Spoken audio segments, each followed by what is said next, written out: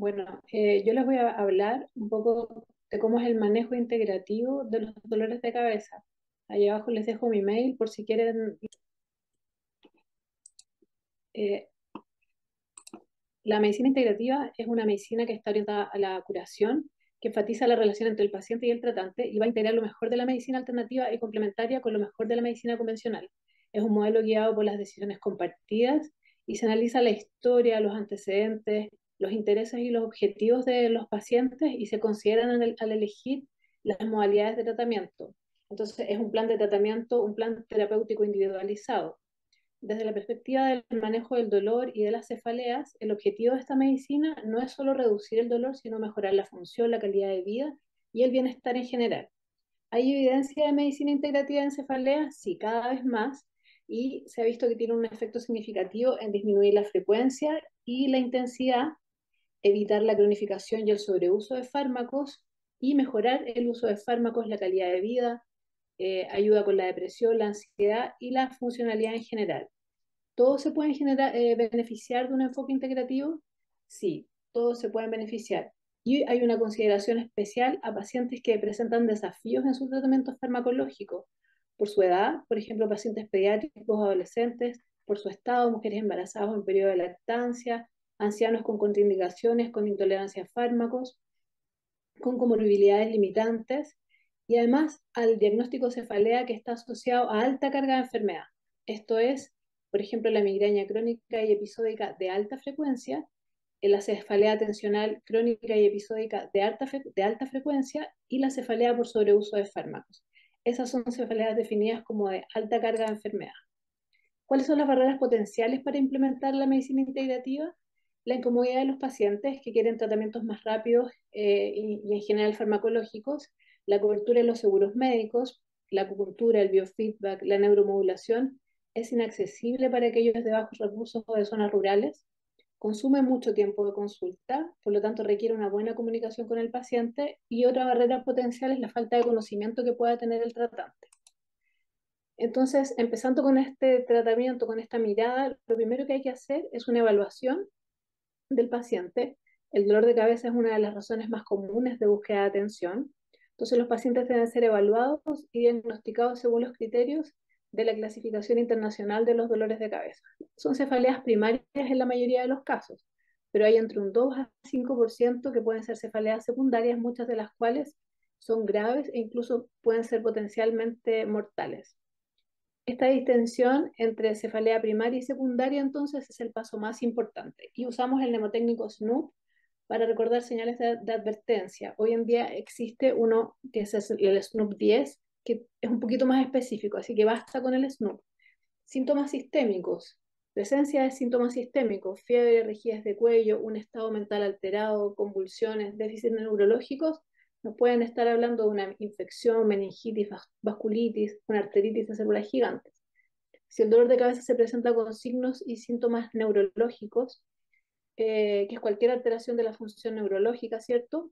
Podemos estar en presencia de un accidente isquémico, una hemorragia cerebral, malignidad. Revisamos los reflejos, las pupilas, la función motora.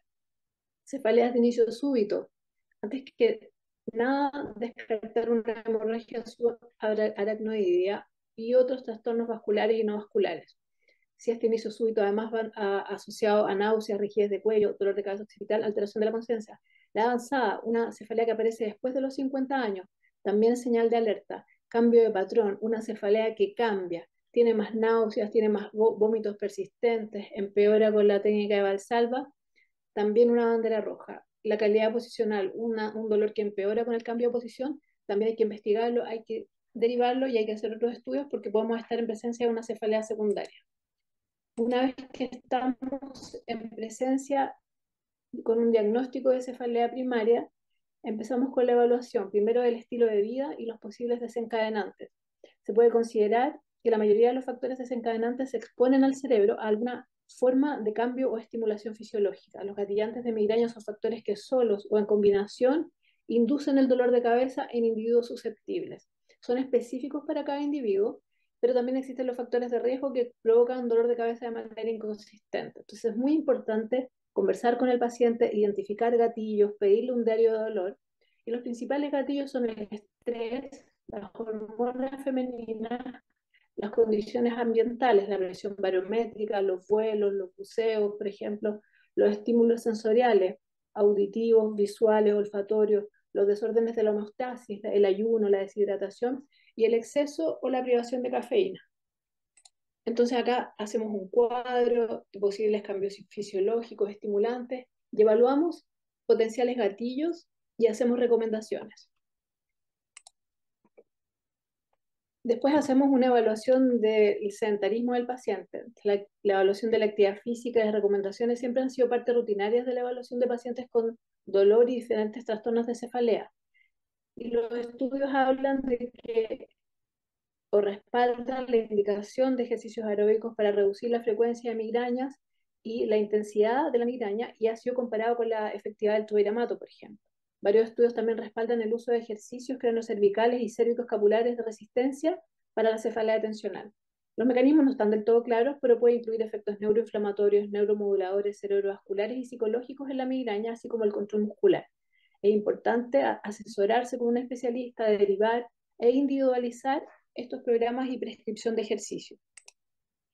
El análisis del estado metabólico, la obesidad, la pérdida de peso y nutrición en la cefalea, bueno, la obesidad ha sido relacionada en muchas enfermedades, con muchas enfermedades cardiovasculares, diabetes, algunas formas de cáncer, y algunos investigadores han encontrado la obesidad como factor de riesgo para cefalea crónica diaria y para la frecuencia e intensidad de migraña crónica. Otros estudios no han encontrado relación, pero a pesar de las diferencias, hay varios mecanismos que pueden explicar esta relación. La obesidad es un estado proinflamatorio y protrombótico por el aumento de la secreción de citoquinas por los adipocitos. Además, péptidos como el péptido relacionado con el gen de la calcitonina, que se sabe que juega un rol en la migraña, está presente en gran medida, principalmente en mujeres obesas. Los estudios no son concluyentes, pero sí son suficientes para seguir investigando y considerar la pérdida de peso como manejo complementario individualizado. Además, al analizar la nutrición, debemos identificar gatillantes en la dieta. Se han estudiado 5 categorías de posibles mecanismos mediante los cuales los alimentos gatillan la cefalea. Los efectos de los neuropéptidos, en los neuroreceptores y en los canales iónicos, a través de la inflamación, a través del efecto cortical, a través del efecto vascular, a través de la activación del sistema nervioso simpático. Por eso es importante con estos pacientes también pedirles un diario de alimentación. En pacientes sin desencadenantes alimentarios claros, se puede considerar dietas más especializadas, el tema en que se regula, se reduce o se elimina completamente grupos de alimentos. Entonces hay dietas específicas que se han estudiado, como la dieta alta y baja en sodio, la dieta alta en folatos, la dieta baja en grasas, la dieta alta en omega 3 y baja en omega 6, la dieta cetogénica, la dieta hipoglicémica y la dieta que elimina los alimentos que se ha investigado que generan anticuerpos en el paciente específico. Las que están destacadas son las que tienen mayor evidencia para cefalea.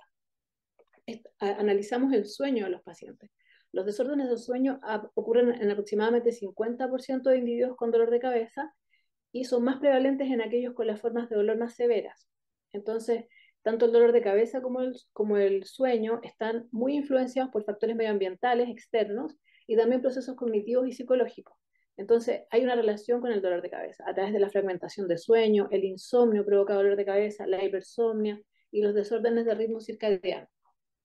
Entonces es importante hacer un análisis de sueño. Los diagnósticos de cefalea asociados con alteraciones de sueño son la cefalea clúster, la cefalea hípnica, la cefalea tensional, la migraña, la cefalea por apnea de sueño. Y los diagnósticos de sueño que están más asociados con cefalea es el insomnio, con varias indicaciones para su control, los desórdenes de sueño respiratorios, el bruxismo de sueño, los desórdenes de ritmo circadiano y las parasomnias. Por eso es importante hacer un análisis porque a través de su regulación podemos mejorar la cefalea.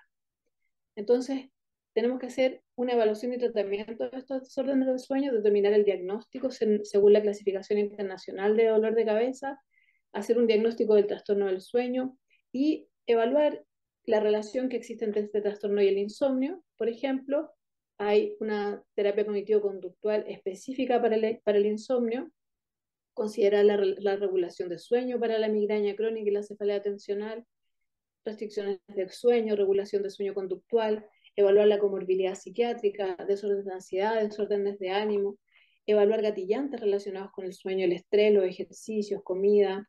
Importante también relacionarlo con un diario de cefalea. Acá tenemos algunos componentes que se indican en la terapia cognitivo-conductual para insomnio, por ejemplo, que se pueden revisar. Que se habla de las terapias mente-cuerpo, que hoy día la gente anda buscando muchas terapias alternativas, evitando un poco el sobreuso de fármacos. De estas terapias, el biofeedback es el que tiene más alto nivel de evidencia para el tratamiento de cefalea, seguido por la acupuntura. Hay una evidencia creciente del mindfulness, la relajación muscular progresiva, que son beneficiosas para la cefalea. Los masajes, el tai chi, el yoga son ampliamente usados, pero su efectividad aún está en cuestionamiento.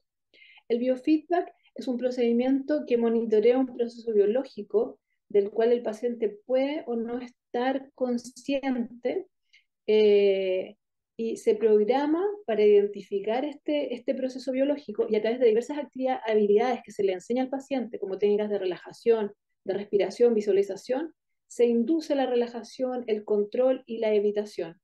Este procedimiento es administrado por psicólogos y profesionales entrenados y certificados. La acupuntura, hay distintos tipos de cuerpo, la electropuntura, la oreja, es efectiva en la prevención de migraña y cefalea tensional. El mecanismo es a través de la liberación de neuropéptidos desde terminaciones nerviosas, actúa en el eje pituitario hipotálamo adrenal y en el sistema opioide. Es muy importante la selección del paciente, tiene que tener una mente abierta, tiene que tener tiempo y recursos, considerar que no se puede usar en embarazo, trastornos de coagulación, marcapasos. Hay que explicarle al paciente que consiste la experiencia, explorar sus expectativas. Son varias sesiones, de 8 a 10 o más, y además puede ayudar con comorbilidades como sueño deficiente, ansiedad, tensión muscular. Existe la relajación muscular progresiva, que son técnicas de relajación que van minimizando la respuesta fisiológica al estrés y disminuyendo la activación simpática, y también es el entrenamiento realizado por un terapeuta que explica al paciente el proceso de relajación de 16 grupos musculares en orden. El concepto del mindfulness es que existe una conciencia mental intencional y sin juicio sobre el presente que nos ayuda a controlar el efecto de la actividad mental en los procesos fisiológicos. Una de las formas de práctica más populares es a través de la técnica de reducción de estrés basada en la atención plena. Esta técnica se ha adaptado a dolores de cabeza y ha tenido una muy buena eficiencia.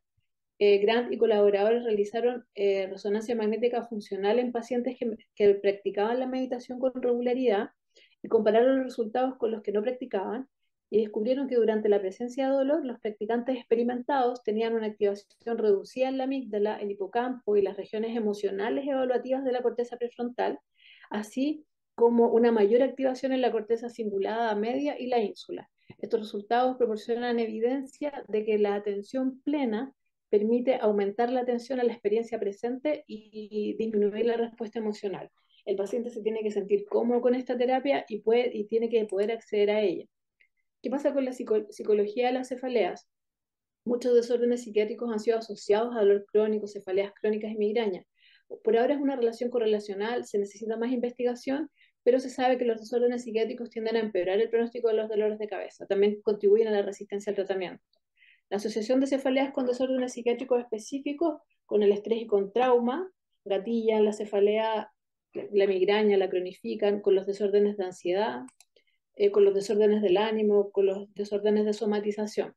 Entonces siempre tiene que haber una aproximación al tratamiento, porque hay muchas intervenciones, las conductuales, las farmacológicas, que abarcan también la parte psicosocial.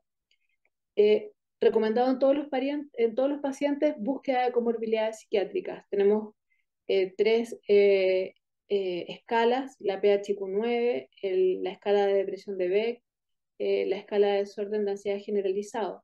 Es importante tener una pesquisa en estos pacientes. Siempre hay un poco de miedo a evocar la sensación de estigma en estos pacientes, siempre hay tiempo limitado y recursos limitados, y hay que considerar que tenemos un acceso limitado también al tratamiento psiquiátrico posterior. Los nutracéuticos, existe un interés creciente en opciones suplementarias, ¿cierto? Que en busca de tratamientos más seguros y con menos efectos colaterales. Se han explorado la efectividad de muchos nutracéuticos.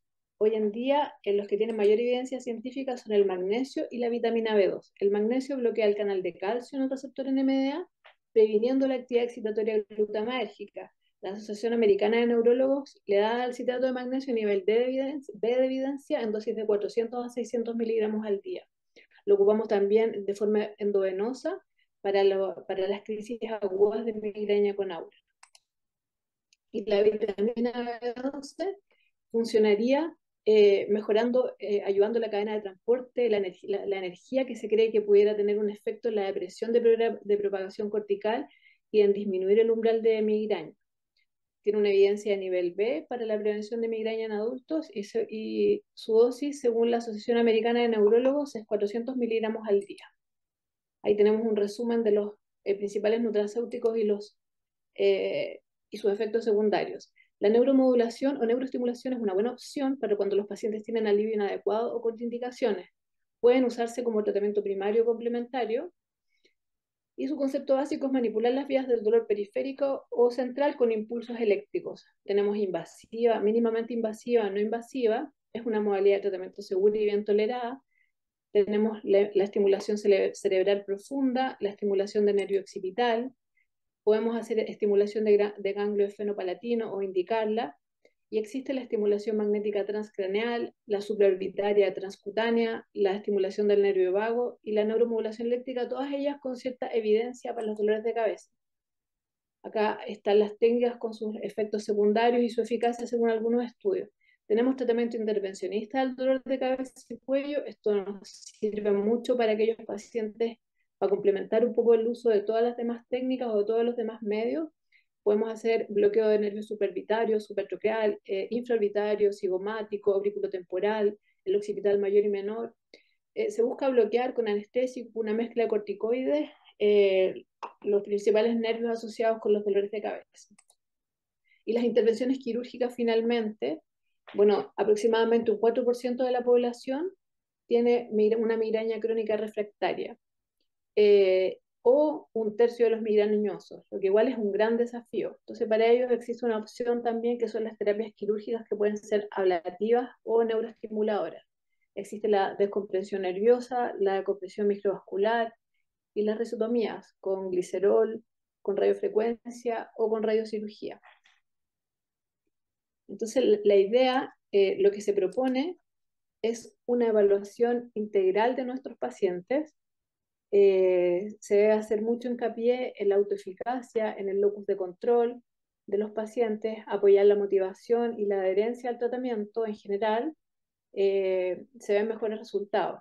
Entonces, sí o sí tenemos que empezar con una evaluación eh, para diferenciar una cefalea primaria de una secundaria, y dentro de las cefaleas primarias hacer el diagnóstico de qué cefalea primaria es, en cuanto a diagnóstico clínico y su frecuencia y su intensidad, y se puede iniciar un tratamiento farmacológico con nutracéuticos o neuromoduladores que se pueden ofrecer como tratamiento primario o como terapia complementaria.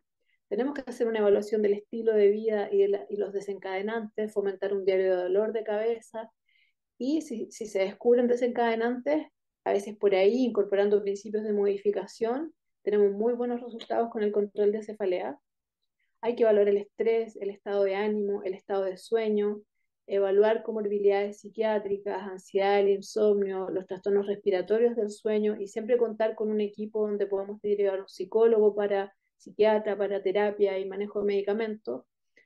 También derivamos a médico de sueño para evaluar los trastornos respiratorios del sueño, y las terapias conductuales, cognitivas para el insomnio y todas aquellas terapias mente-cuerpo que les mencionaba. Hay que hacer una evaluación y tratamiento nutricional y metabólico. Y es importante, cuando nosotros lo pesquisamos, recomendar un asesoramiento nutricional y un programa de acondicionamiento físico. Y también es importante la evaluación y tratamiento de todas las estructuras, ¿cierto? Musculoesqueléticas, los posibles contribuyentes del dolor, evaluación de cuello, de la columna cervical, de la mandíbula, y recomendar las terapias complementarias que estén indicadas según lo que vayamos encontrando. Así, con esta evaluación, la verdad es que en todos aquellos dolores que son más complejos, que son sobre todo las cefaleas crónicas, que están cronificadas, ya sea tensionales o migraña, es la única forma que logremos ayudar a los pacientes a irlos sacando adelante y que vayan aprendiendo de su enfermedad y a reconocer los factores que la gatillan y que la desencadenan, porque como les decía, este es un tipo de medicina que está muy basada en las decisiones compartidas y en el aprendizaje del paciente. Muchas gracias.